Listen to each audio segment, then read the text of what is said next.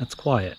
Aside from the occasional car that passes by, turning in for the evening, it's a pretty serene evening. It's just a little after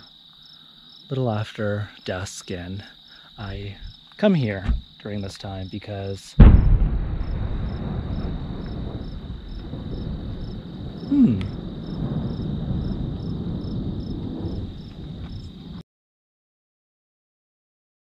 today we are headed to the early beginnings of a revered American artist.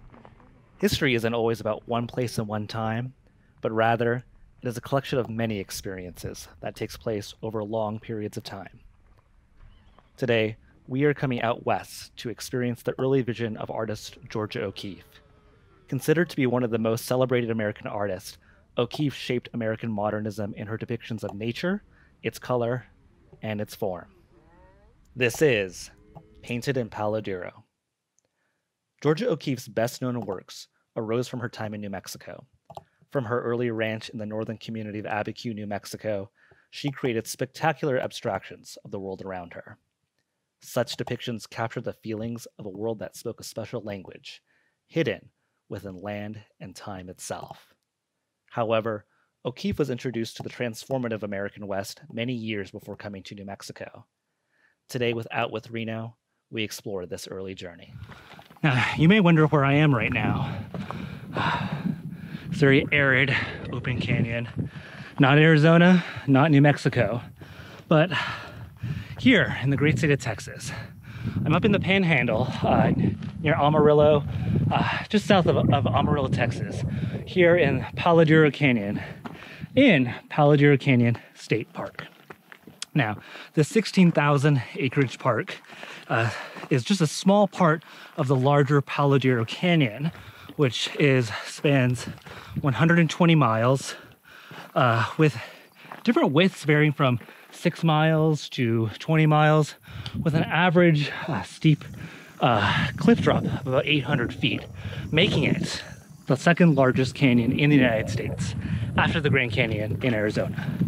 So I'm here to show you what this wonderful canyon has to offer and the great history that resides here. So welcome to the channel, and I hope you stay throughout the entire program. So one of the really great stories I loved reading about when I was researching Palo Duro Canyon was the relationship of the canyon with famed American artist Georgia O'Keeffe. And if you're unfamiliar with Georgia O'Keeffe, I definitely recommend looking her up because she does this beautiful abstraction of nature and understanding light, color, and the geometry of a lot of these kind of organic and natural shapes through her artwork.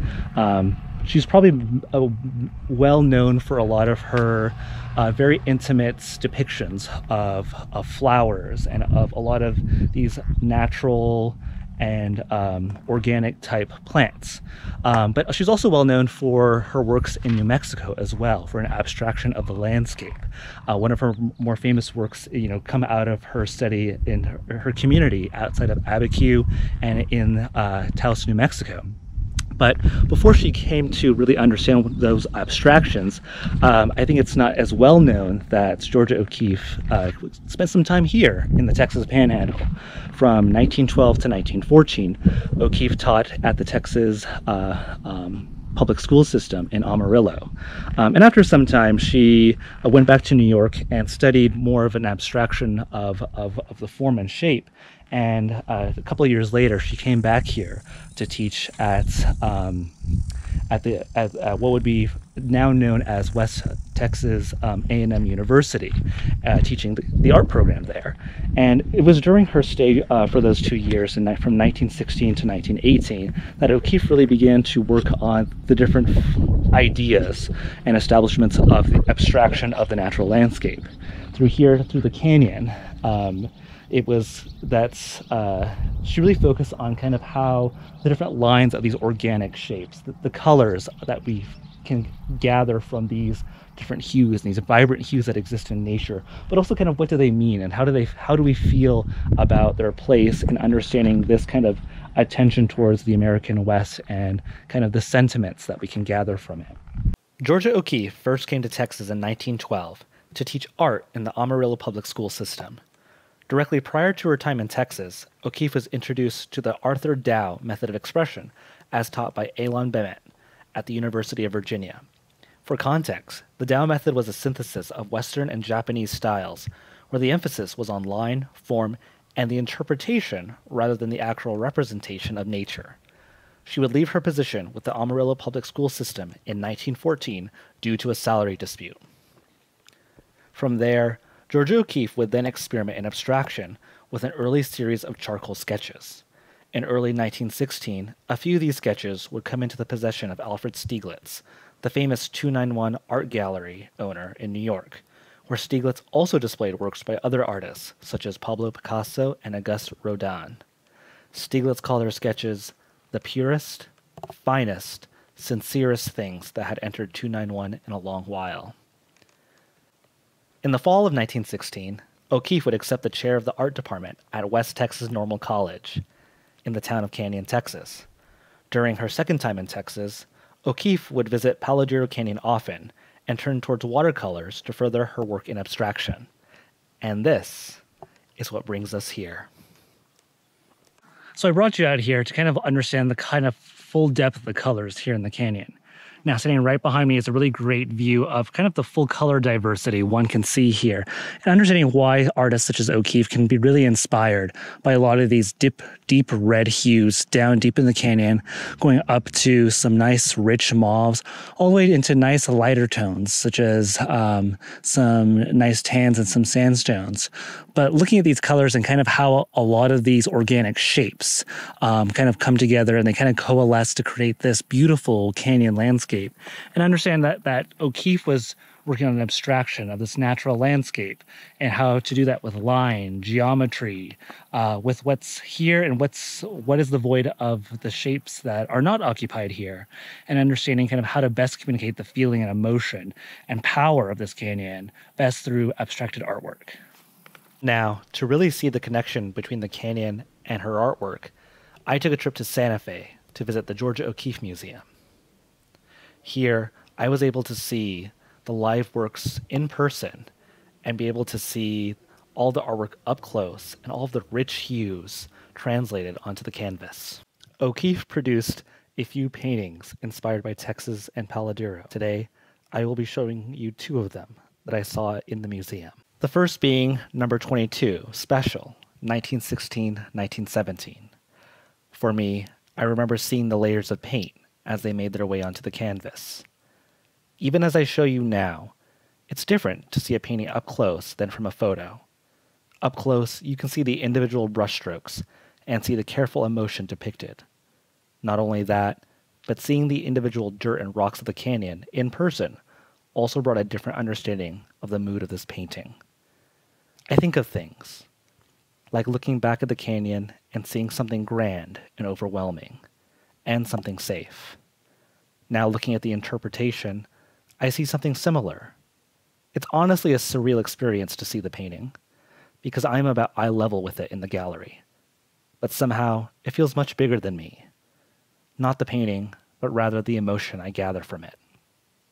The next one I will share will be From the Plains, 1, 1919. I remember reading about this painting and how it tries to capture the resonating sound of a calf calling to her mother in the canyon. In the artist's own words, she describes this piece.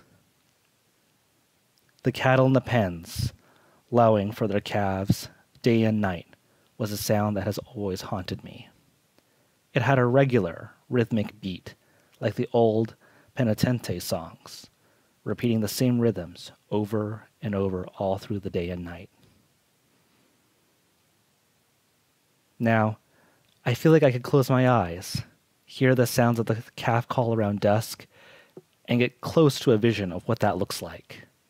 Then I open my eyes and see that O'Keeffe was able to interpret something that I had also somewhat felt and understood. Up close, I was able to better understand the feeling of this rhythmic interpretation. I could imagine the low, long, droning calls resonating.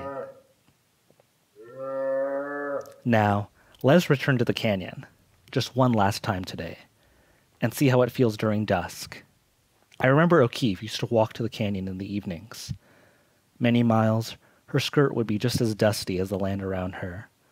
I had to walk to the canyon, because just maybe I could feel and experience something similar to what O'Keeffe felt a little over 100 years ago.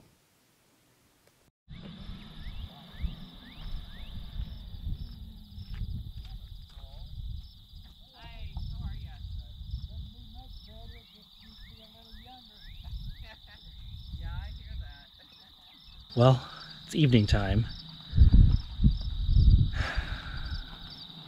I'm going to be quiet for 1 minute as just taking in the sounds of this canyon here.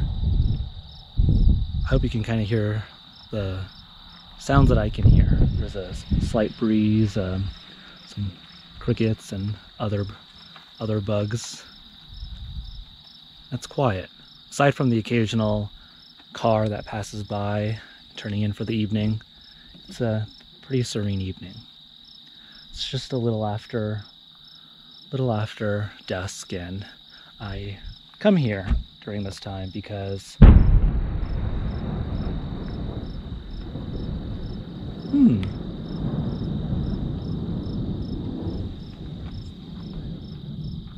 think that was from the show.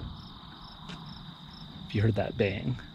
There's a show that they have here. And I think what's really great about this location is it's fairly undeveloped, and it's fairly tranquil, and it's fairly pretty open. It's remains mainly unchanged from a lot of the initial establishment of the canyon. You know, this canyon has been here for millions of years, and it will more than likely continue to be here for millions of years, perhaps even long after we as humans, you know, are on this earth.